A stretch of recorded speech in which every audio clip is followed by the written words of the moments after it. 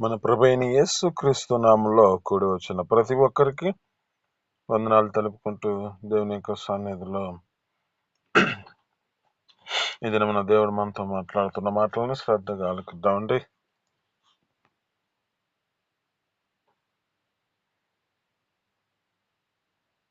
దేవుని యొక్క మాటల్లో జ్ఞాపకం చేసుకుంటే మనిషి యొక్క జీవితంలో నడిపించబడుతున్న నడకలో ఆ యొక్క సన్నిధిని, మాటను, దేవుని యొక్క సన్నిధిని నిర్లక్ష్యపరుచుకుంటూ శాపగ్రస్తమైన పరిస్థితికి వెళ్ళిన వారిని వారి జీవితాలలో వారి యొక్క స్థితిని బట్టి వారు ఎందుకు అద్భుతమైన పతనానికి కారణమైన విషయాలను మనం జ్ఞాపకం చేసుకుందాం. దేవుడు మనకిచ్చిన యొక్క ప్రత్యేకమైన స్థితి ఆయన సన్నిధిని. ఆయన సన్నిధిలోనే సంపూర్ణమైన సంతోషం ఉన్నది, నిత్యములు సుఖములు ఉన్నాయని బైబిల్ సెలవిస్తూ ఉంటుంది. అలాగే దేవుడు ఆ ప్రత్యేకమైన రీతిలో ఆ యొక్క 7వ దినమును దానిని ఆశీర్వదించి పరిశుద్ధపరిచి మనలో ఒక ప్రత్యేకమైన స్థితిలో ఆ సన్నిధిని మనకు ఏర్పరిచాడు. అయితే ఆ సన్నిధిని మనం అశ్రద్ధ చేస్తూ మన జీవితాలు నడిపించబడుతూ ఉంటాయి. దేవుని యొక్క లేఖనాల్లో జ్ఞాపకం చేసుకుంటే దేవుని యొక్క కార్యమును అశ్రద్ధ చేయవాడు శాపగ్రస్తుడు అంటాడు. అయితే ఈ మాటల్లో జ్ఞాపకం చేసుకుంటే కొన్ని విషయాలు మనం నేర్చుకుందామండి. ఒకటి, అశ్రద్ధగా దేవుని సన్నిధిని కోల్పోయే చేస్తుంది పరిస్థితిని తీసుకొచ్చుకున్న మనిషి చిన్ననాటి నుంచి ప్రత్యేకంగా నాజీరు చేయబడి తన యొక్క జీవితంలో తన స్థితిని బట్టి దేవుడు తన యొక్క తల్లి గారికి, తన యొక్క తండ్రి గారికి ఒక పుట్టక ముందే దేవుని దూత ద్వారా మాట్లాడిన స్థితి కనబడుతుంది. ఆ యొక్క తల్లి గారితో మాట్లాడుతున్న మాట ఏమిటంటే, ద్రాక్షారసమైనను మద్యములో ఏదైనా మత్తు కలుగ చేసే పదార్థం ఏదైనాను అపవిత్రమైనదేనను నువ్వు దేనిని ముట్టుకోకూడదు. ఎందుకంటే నీ గర్భంలో నుంచి ఒక గొప్ప ప్రత్యేకమైన వారు ఆ యొక్క నాజీరు చేయబడిన వారు ఒకరు వస్తున్నారని చెప్పి ఆ యొక్క వ్యక్తిని హెచ్చరించిన స్థితి కనబడుతుంది.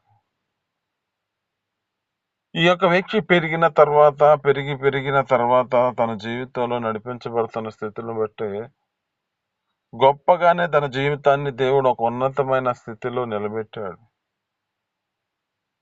లేఖనాల్లో జ్ఞాపకం చేసుకుంటే ఇతని యొక్క బలవంతుడు ఎవరు లేనట్లుగా కనపడుతూ ఉంటుంది. ఇంత బలవంతుడే కానీ తన జీవితంలో ఒక అశ్రద్ధ తన జీవితాన్ని ఎక్కడ తీసుకెళ్ళిందంటే పతనానికి తీసుకెళ్తున్న పరిస్థితి కలిగింది. దేవుడు ప్రత్యేకమైన స్థితిలో అతన్ని నాజీరు చేసుకుని దాన్ని ఏర్పరచుకున్నాడు. కానీ ఇతని జీవితంలో ఒక కోరిక చేత తన యొక్క స్థితిని బట్టి మరచి తన జీవితంలో దేవుడి యొక్క సన్నిధిలో అశ్రద్ధ చేసుకుంటూ తనలో యెహోవా ఎడబాసినని అతనికి తెలియలేకుండా పోయిందంట. ఈ దినం నీతో మాట్లాడుతున్న మాటను బట్టి ప్రత్యేకమైన పిలుపు చేత మనల్ని పిలుచుకున్నాడు. మనం పుట్టక మునుపే మన జీవితాలను దేవుడు ఎరిగిన దేవుడు. మనం పుట్టక మునుపే మన యొక్క జీవితాలలో మనకు కలిగిన స్థితిని బట్టి మనకు ఒక లిఖితం రాసి పెట్టేశాడు.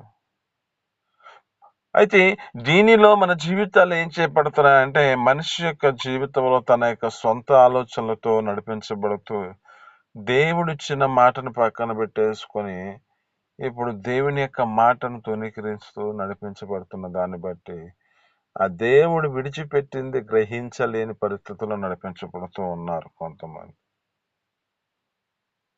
2, మనిషి యొక్క జీవితంలో జ్ఞాపకం చేసుకుంటే దేవుడిచ్చిన యొక్క సేవకులైన ఏ విధమైన స్థితిలో ఒక అధికారం చేత నింపబడిన ఆత్మీయత అధికారంలో తమ జీవితాలు ఏం చేసుకోవాలి అంటే ఒక శ్రద్ధ కలిగి తన జీవితంలో నడిపించబడుతూ తనకు కలిగిన వారి యొక్క కుమారులకు నేర్పవలసిన వారు నేర్పలేని పరిస్థితిలో నడిపించబడుతున్నారు. దీనికి పరిమాణము తన జీవితంలో జ్ఞాపకం చేసుకుంటే తను కోల్పోయిన పరిస్థితి కలుగుతుంది. తనకు కలిగిన కుమారులను కోల్పోయే పరిస్థితి కలిగింది. ఇక్కడ ఏలీ తన జీవితంలో జ్ఞాపకం చేసుకుంటే ఆత్మ సంబంధంగా తన జీవితంలో ఆత్మీయత అధికారము చేత ఆ దేవుని యొక్క సేవకులుగా నడిపించబడుతున్నారు. కానీ తన యొక్క కుమారులకి నేర్పలేని పరిస్థితి అశ్రద్ధ. ఒకటి, దేవుని సన్నిధిలో ఉన్నవారు, దేవునికి ప్రత్యేకమైన పిలుపు చేత పిలుచుకున్నవారు, వారు వారి జీవితాన్ని కాపాడుకోలేక శరీర కోరికల చేత తన జీవితంలో దేవునిని ఆ విధమైన స్థితిలో ఎడబాసినని గ్రహించలేని పరిస్థితికి వచ్చారు. 2, అశ్రద్ధ వలన ఆ యొక్క ఆత్మీయత అధికారాన్ని కోల్పోతున్న పరిస్థితి కనపడుతుంది. ఈ యొక్క ఏలీ కుమారుని హెచ్చరించలేని పరిస్థితిలో ఉన్నప్పుడు దేవుడు అక్కడ జ్ఞాపకం చేసుకుంటే వారి వారి జీవితాలను బట్టి ఒక పరిస్థితి ఎక్కడికి వెళ్ళిపోయిందంటే ఒక శాపగ్రస్తమైన పరిస్థితికి వెళ్ళిపోయింది. అతడును తనకు కలిగిన కుమారును ఈ విధమైన స్థితిలో వారు మరణించిన పరిస్థితి కనపడుతుంది. కేవలం దేని వలన కలిగింది ఈ పరిస్థితి అంటే ఏలీ కుమారుడు తన జీవితంలో కుమారులకు నేర్పలేని స్థితిలో నడిపించబడ్డారు. ఒక దుర్మార్గ పని చేస్తూ ఉన్నారు. వారి జీవితంలో దేవుని సన్నిధిలో ఉన్నారు, కానీ వారి జీవితాలను బట్టి కొంతమందిని నాశనం చేస్తున్న పరిస్థితి కనబడుతుంది. అపవిత్రమైన వారిగా చేస్తున్న పరిస్థితి కనబడుతుంది. కనుక దేవుడు అక్కడ నుంచి వారి జీవితాల్లో నిర్మూలన చేసినట్లుగా కనబడుతుంది.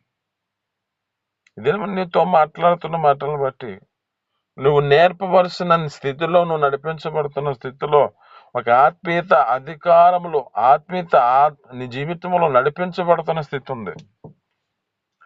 ఈ జీవితంలో నీ స్థితిని బట్టి నీకు కుమారులకు నీ కుమార్తెలకు నేర్పిస్తున్న స్థితిలో హెచ్చరికగా వారిని జీవితాల్లో భయభక్తులతో నేర్పిస్తున్న స్థితి కనబడుతుందా?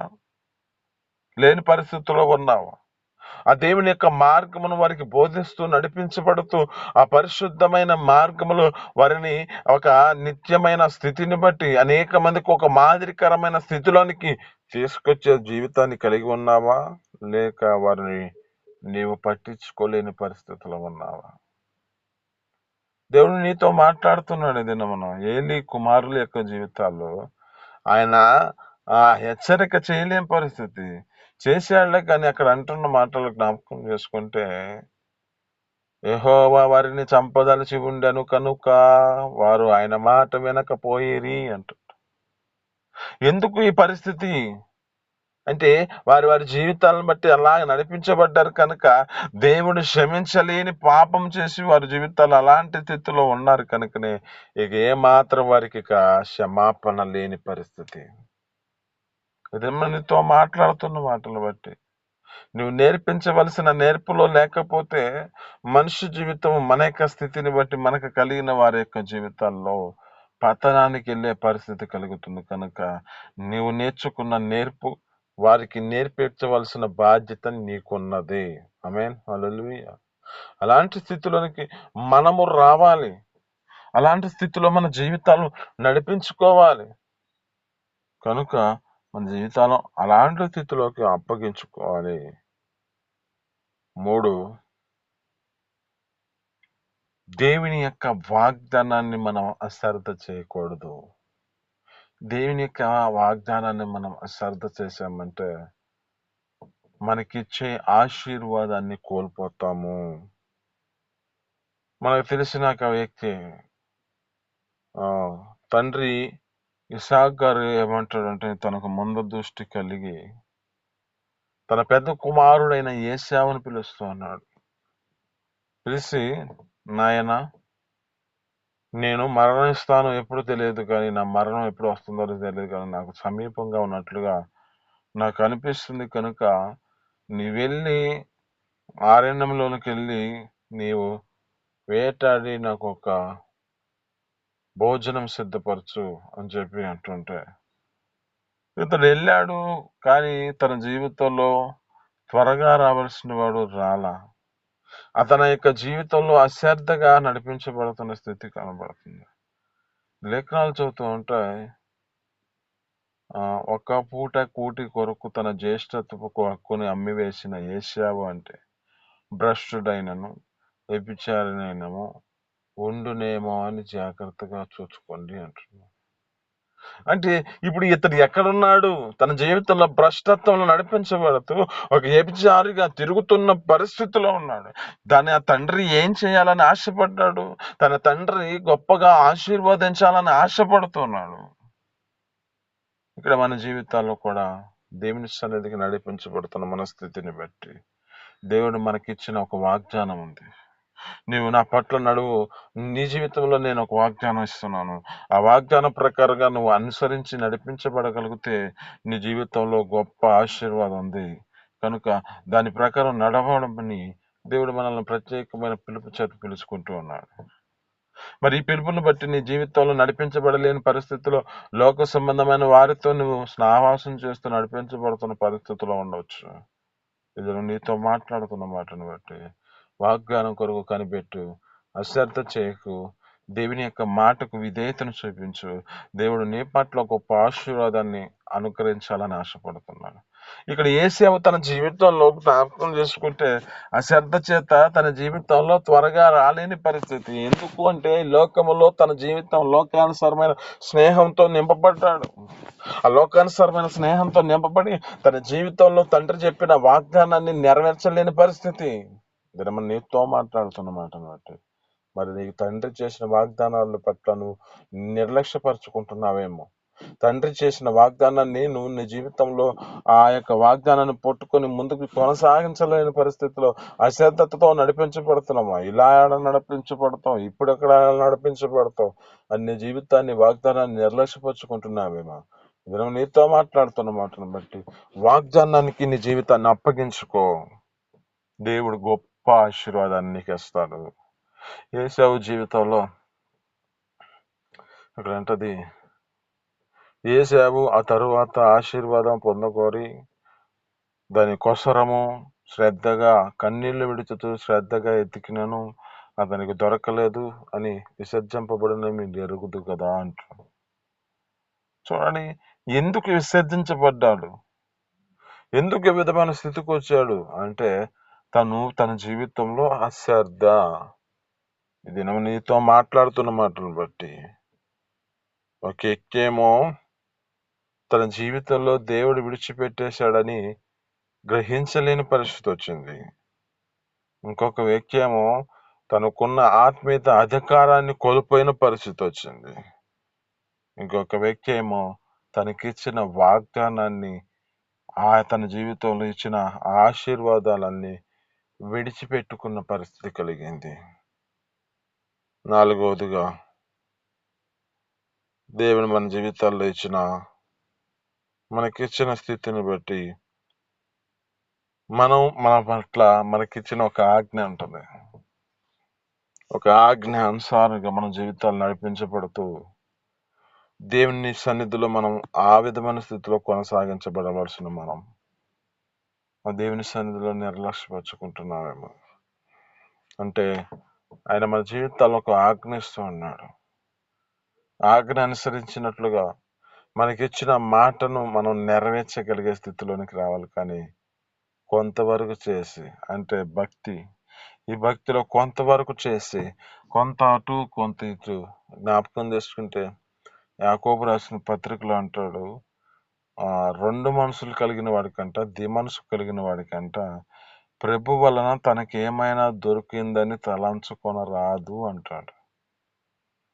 ఇక్కడ ఈ యొక్క వ్యక్తిని గుర్తు చేస్తున్న సౌలు గారు చెబుతున్న మాట ఏమిటంటే, సౌలు గారు చెప్పిన మాట, పలానా ప్రాంతానికి వెళ్ళు, ఆ ప్రాంతంలో ఉన్నవారు అమాలేకీయులను, చిన్నలనేమి పెద్దలనేమి పురుషులేమి స్త్రీలేమి పిల్లలనేమి అక్కడ ఉన్న పశువులనేమి అన్నిటినీ సమస్తము నిర్మూలం చేయి అని దేవుడు చెబుతుంటే తను ఏం చేస్తాడంటే కొన్నాటిని తీసుకొచ్చి శపితమైన వాటిని తీసుకొచ్చి తన ఇంటి వద్ద పెట్టి ఉన్నాడు.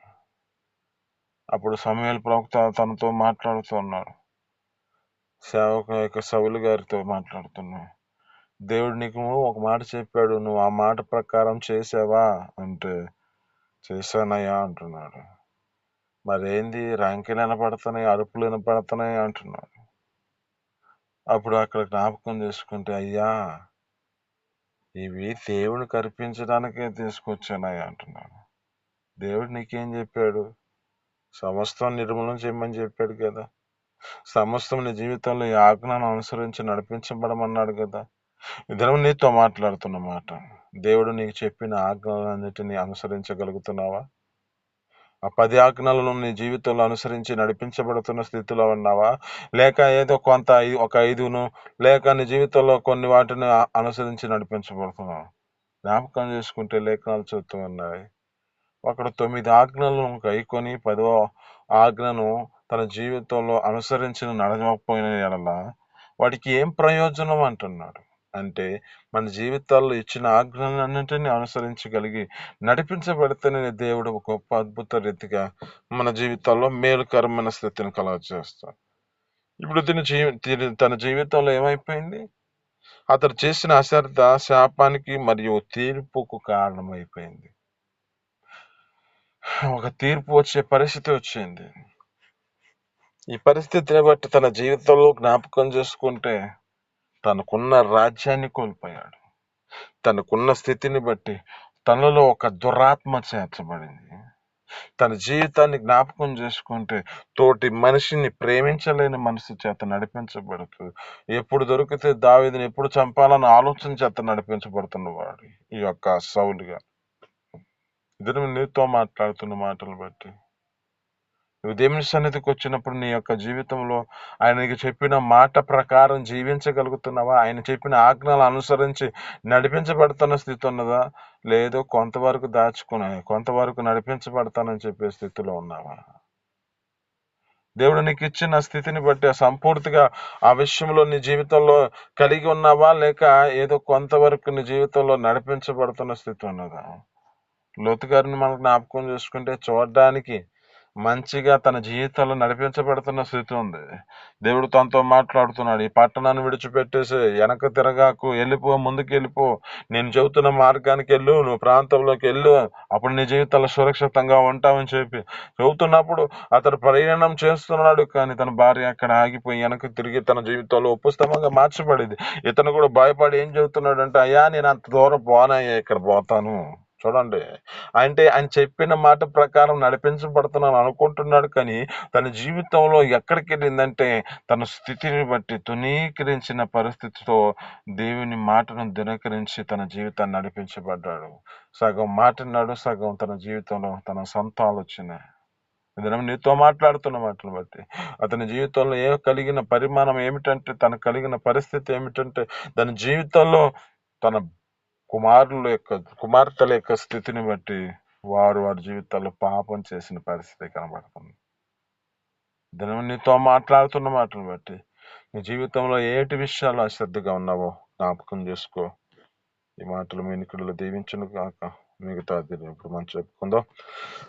సినీ ప్రార్థన. పరిశుద్ధుడ జీవాధిపతి ఆశ్చర్యకరుడ మహోన్నతుడానికి స్తోత్రాలు. మీ అపారమైన ప్రేమ చేత కృప చేత మీరు జ్ఞాపకం చేసుకోండి. ఈ ఉదయకాలం మాతో మాట్లాడిన మాటలు బట్టి స్తోత్రాలు తండ్రి. ఒక అశ్రద్ధ వలన వచ్చే శాపాలు మాకు గుర్తు చేశారు నా తండ్రి. ఒక సంవత్సరం తనకిచ్చిన జీవితాన్ని కాపాడుకోలేక శరీరాన్ని ఆధారం చేసుకొని తన జీవితంలో నా తండ్రి నీ సన్నిధిలో ఉన్న ఆశీర్వాదాన్ని కోల్పోయిన పరిస్థితి నా తండ్రి, తీసుకోలేని పరిస్థితి. ఒక ఆత్మీయత అధికారిగా నడిపించబడుతూ తన సేవకుడిగా నడిపించబడుతున్న తన కుమారులకి నేర్పకుండా అశ్రద్ధ చేసిన దాన్ని బట్టి తన జీవితంలో తను కోల్పోయాడు, తనకు కలిగిన కుమారులందరూ కోల్పోయిన పరిస్థితి కలిగింది. దేవా, నీ సన్నిధిలో నా తండ్రి అయ్యా, నీ యొక్క వాగ్దానం కొరకు కనిపెట్టలేని పరిస్థితుల్లో నడిపించబడుతున్నామేమో. నీవు చెప్పిన మాట ప్రకారము తన జీవితంలో నడిపించబడలేని స్థితిలోకి కూర్చోము. గొప్పగా ఆశీర్వదించాలని ఆశపడ్డాం. మా పట్ల మీరు చేసిన వాగ్దానం కొరకు మేము నిలకడగా కనిపెట్టలేని పరిస్థితిలో అశార్థగా లోక సంబంధమైన ఆశల చేత నవ్వబడుతూ నీ సన్నిధిలో ఇచ్చే ఆశీర్వాదాన్ని మేము తీసుకోలేని పరిస్థితిలో ఉన్నాము. మా జీవితాలు జ్ఞాపకం చేసుకొని ఆశీర్వాదాలను పొందుకునే కృపను మాకు దయచేయండి. అయ్యా నా తండ్రి, అశ్రద్ధ తన జీవితంలో ఆజ్ఞించిన ఆజ్ఞను అనుసరించి నడిపించబడలేని పరిస్థితికి వచ్చాము. ఒక శాపకరమైన పరిస్థితిను తీర్పురిగా మా జీవితాలు నిలబడే స్థితి మేము తెచ్చుకునే పరిస్థితిని ఉండకూడదు తండ్రి. నీ సన్నిధిలో నీ చెప్పిన మాట ప్రకారం మేము జీవిస్తూ ఆ నిత్య జీవార్థమైన పరలోక రాజ్యానికి సిద్ధపాటు కలిగి ఉండే కృపను మాకు దయచేయమని యేసు పరిశుద్ధ నామమున అడిగి పొందుకొని జీవిస్తున్నాం తండ్రి. ఆమేన్.